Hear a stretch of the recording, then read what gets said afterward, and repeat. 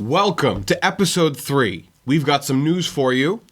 And we're covering the successful move of Engine 576 in Nashville. And we're also taking a look at the Magnificent 7. This is Railroad Showcase.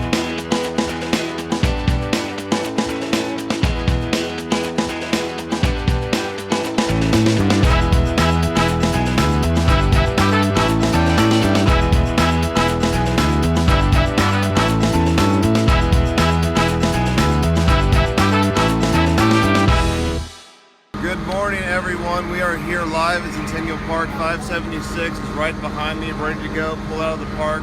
First time since 1953. It's going to be a great day for this organization, for this project.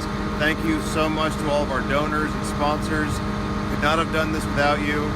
This is a fantastic milestone for the history of this locomotive and the history of Nashville. We are continuing to raise money for the second round of fundraising to revive 576 to operation. We received a $200,000 grant in October, which is a great first step towards that $1.5 million goal. So if you've ever come to the park, ever looked at 576 and dreamed of what it would be like to ride behind her, please make a contribution. Or if you want to come to Nashville, ride behind her in the future, make a contribution. We need your help. This is a great project, a fantastic locomotive. We have everything going for us right now. A big thank you to our moving company, Mammoet, and also all of our sponsors, especially CSX, RJ Corman, everybody. We really appreciate all your help and assistance to get the project this far. So the Nashville, Chattanooga, and St. Louis number 576 moved from Centennial Park to the Nashville and Western Railroad tracks in Nashville, Tennessee this last week. The move was a great success. Yeah, so they pretty much moved along Charlotte Avenue and 12th Avenue, and it was about 2 miles total journey from start to finish. The tender trucks were sent over first on a separate truck. The tender was jacked up and put on a heavy trailer. So the move was handled by Mammoet, the transportation company. Exactly, and I was curious about that company. So I did a little bit of searching, and they've got a lot of interesting information on their website.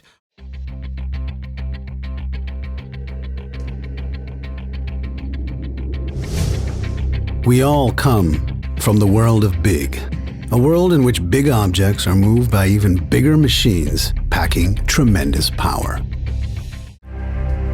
Mammoet, the biggest thing we move is time. Mammoet is a Dutch company, but it has offices on every single continent except Antarctica. But they've done work on Antarctica. Right, so they are truly a global company. I really appreciated on the company's website for the video that they had, that they talk about that the biggest thing that they move isn't weight, it's time. And that is, that's a company promotional thing. But it is true, the work that they do, it isn't about the weight or the size, it's about moving those large objects in a timely and safe manner. This is the company that lifted the sunken submarine Kursk off of the seafloor. They are capable of doing a lot of interesting stuff. They don't just have off-the-shelf cranes and trucks either. They've got a reputation for actually designing and building new types of machines for the heavy moving that they do. So moving this locomotive is actually kind of child's play compared to some of the things that they've accomplished. So it looks like what they used for the engine was an SPMT, a self-propelled modular transporter. And they have a data sheet that we looked at for that. So there's a lot of wheels on this thing, and on each set of wheels, what looks like what could be a straight axle is actually 2 separate sets of steerable 4-wheel units on each side. So what initially looks like a single axle is a 4-wheel set on the left side and a 4-wheel set on the right side, and those are independently steerable, so these units can turn, they can make the entire unit pivot or even circle in its own radius. So they used 2 of these units that kind of locked together to make this longer one, which totaled for 24 of these wheel sets, 4 wheels on each set, 96 wheels total. So if you do the math, yes, this locomotive, I guess it was about 200 tons without the tender, which is a heck of a lot of weight. But if you put almost 100 wheels underneath that, the per wheel loading on the asphalt was actually less than the per wheel loading you'd find on a fully loaded 18-wheeler. And this is actually one of their smaller SPMT units. They have larger ones here, and this is, again, from their website. Take a look at what they've moved with the larger ones. I really find it almost amusing that the control of this thing is just with an operator that's walking behind it with a tethered remote control box that looks like a big video game controller. Overall, the move went perfectly, and the crowds were enthusiastic. They loved the spectacle of it. There was a lot of people out there who were really excited to see this engine move just because it's a cool thing to see. You don't see that going down Main Street every day. But there's also a lot of people, the rail fans, that were excited to see this on its way to its new home where it will get new life.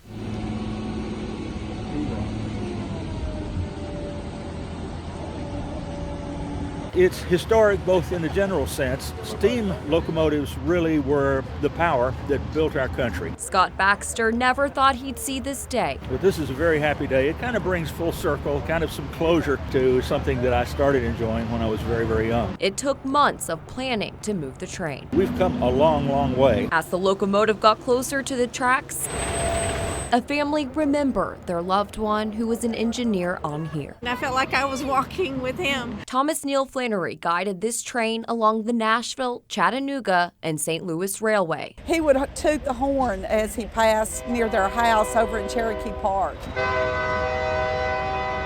Reporting in Nashville, Alexandra Cohen, News Channel 5. So much history there. It will be 3 to 4 years before the train is operational.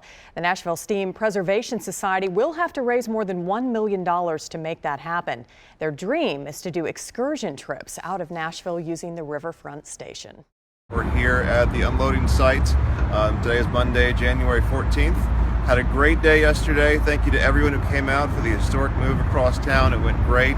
Unfortunately, because of the weather, we had to leave a bit earlier than expected. So thank you to everyone who adjusted your timelines yesterday morning to come out and watch number 576 take that first journey to restoration. So last night we got the locomotive stage over the rail line. We removed the trailer and ran out of darkness just around the time of getting it back on the rails. So they just butted up over the night. So they're getting it back on the rails this morning. Once the engine's back on the rails, they'll shift it into place, and then they'll work on the tender this afternoon, probably into tomorrow. Great day for Nashville Steam, great day for the history of trains here in Nashville. So thank you very much. This group has been smart enough to have a designated marketing position, and they're fortunate enough to have Joey Bryan filling that role. You know, this guy is clearly savvy with social media and the mainstream press. They've got a huge following of the general public on their Facebook page. And think about this event itself. You know, many groups end up being so busy with the nuts and bolts of an equipment move that they just concentrate on the logistics, and they let a huge publicity opportunity just slip by. Not these guys. You know, they had people lining the sidewalks, large crowds, and that's the kind of thing that's going to get them their next $1 million. Let's hope it does. Congratulations, Nashville Steam, on a really successful move. Let's do the news.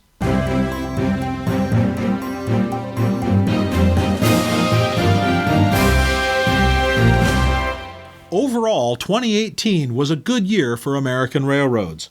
Total car loads were up by 1.8% over the previous year. 1.8% may not seem like a lot, but that represents an increase of nearly 250,000 cars. Total car loads in 2018 were 13.6 million. Putting that in perspective, if you were able to string that many cars together It would make a freight train about 150,000 miles long.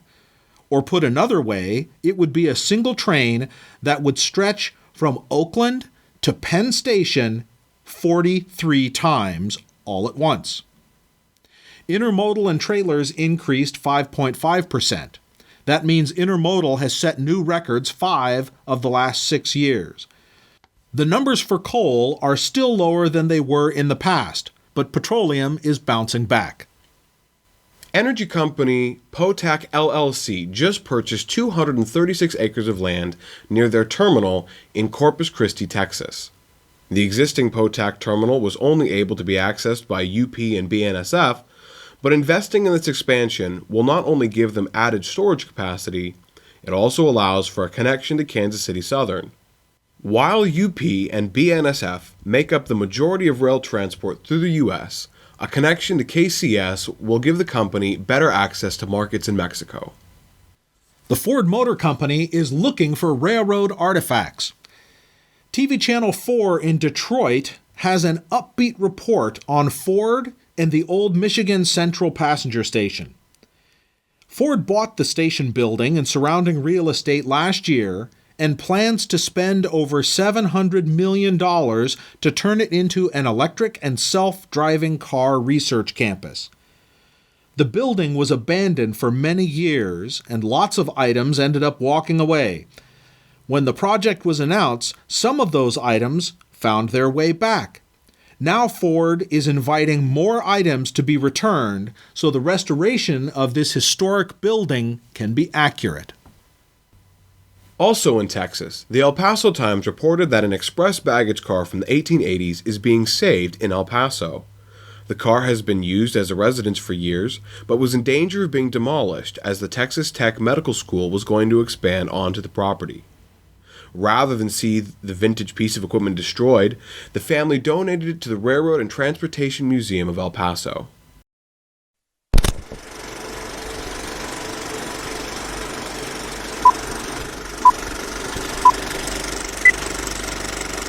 Okay, so now you have a movie review for us. Yes, this week we're going to take a look at The Magnificent Seven.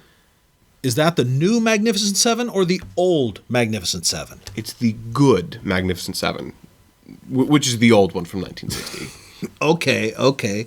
James Coburn and Steve McQueen. Yes. Right on. So trains played a huge part in this movie. No. They played a small but dramatic part in the unfolding of the story of this movie. No. They had a small but interesting scene where everyone rides into town on the train. No.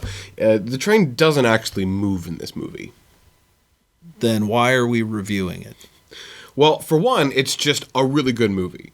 But two, the director used the engine, it's only in it for a few minutes, but he used it as a backdrop, setting the scene, giving the shot a very specific feel that turned out really well.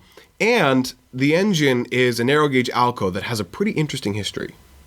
Okay, let's take a look. Well, you ain't betting with me. Me either.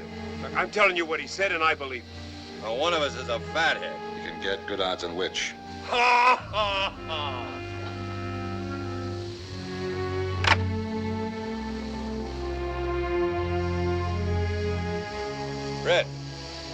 Fred, wake up. I'm talking to you. Look at me.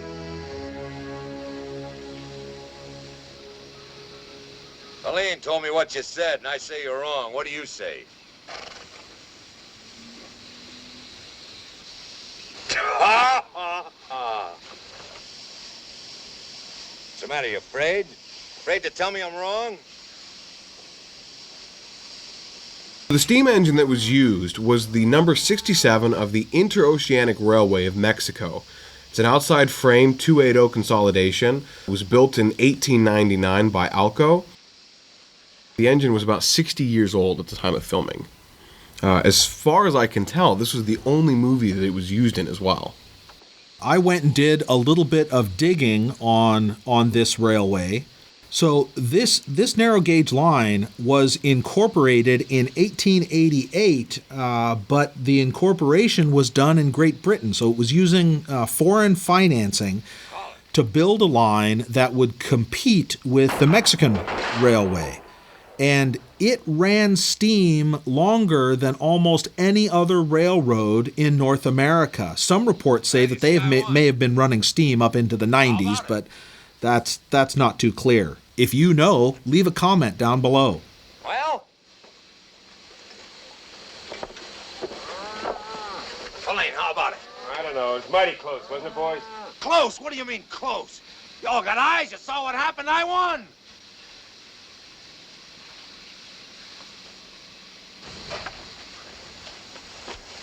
You tell him. I won, didn't I? You lost.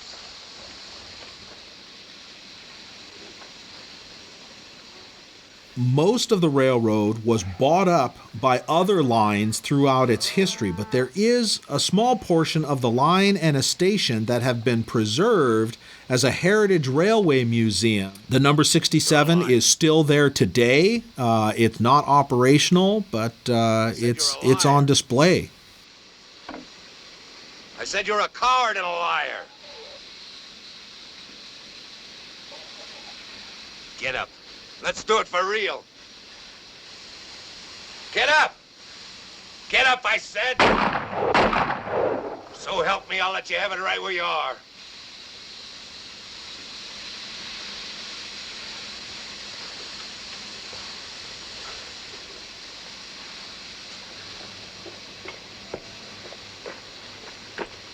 Call it. I don't want nothing to do with this. Call it. Now drop it, Wallace. Forget it. Huh? Get away from me.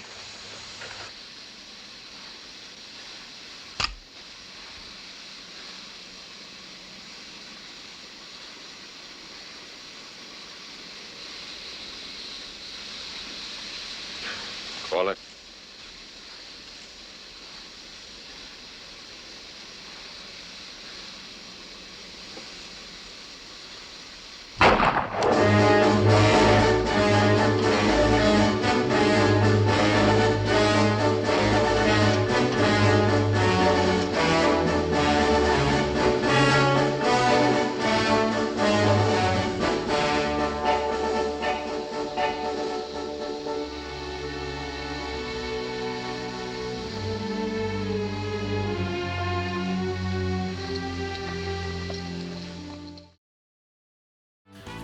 So that's it for episode 3.